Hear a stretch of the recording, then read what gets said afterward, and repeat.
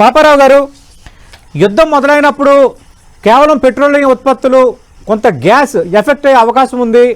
ఎందుకంటే ఇరాన్ కానీ గల్ఫ్ దేశాలు కానీ వాటిపైన ఎక్కువగా మనం ఆధారపడుతున్నాం. అలాగే హర్మూజ్ జలసంధి ద్వారా ఎక్కువగా ఈ పెట్రోలియం ఉత్పత్తులు వస్తాయన్న ఒక చర్చ జరిగింది ప్రధానంగా.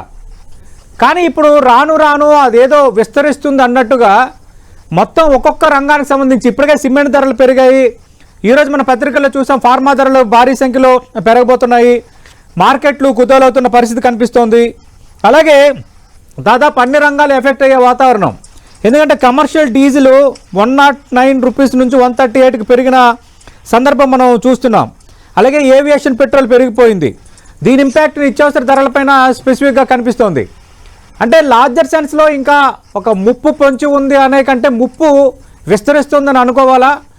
ఈ యుద్ధం ఎఫెక్ట్ ఇప్పుడు తాజా రంగాలపై ఈ ఎఫెక్ట్ నేపథ్యంలో మనం ఎలా బయటపడాలి? క్రూడ్ ఆయిల్, ఎల్ఎన్జి, ఎల్పిజి వరకే ఆలోచిస్తున్నాం.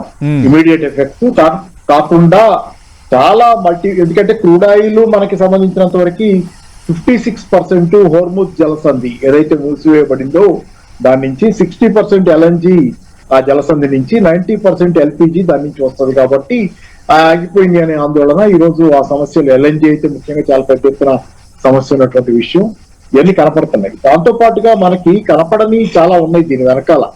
నాఫ్తా ఇప్పుడు ఇమీడియట్ గా మనకి ప్రెస్సింగ్ గా కనపడని, తొందరలోనే వీటన్నిటి ఎఫెక్ట్ కనపడబోయేది నాఫ్తా ఎఫెక్ట్. నాఫ్తా అనేది క్రూడ్ ఆయిల్ రిఫైనింగ్ లో వచ్చే ఒక ప్రోడక్ట్.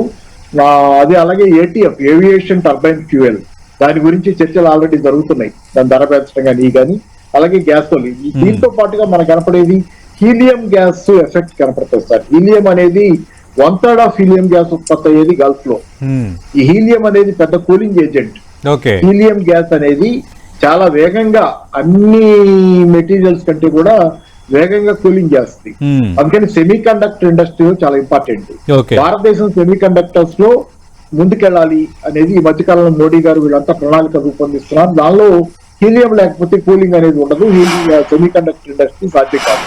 అలాగే ఎంఆర్ఐ ఇమేజింగ్, మన హాస్పిటల్లో, మన ల్యాబుల్లో, ఈ డయాగ్నోస్టిక్ సెంటర్స్ లో ఎంఆర్ఐలు ఉంటాయి. ఎంఆర్ఐ స్కానింగ్ లో కూడా మ్యాగ్నెట్స్ వేడెక్కకుండా కూలింగ్ చేయడానికి హీలియం కావాలి.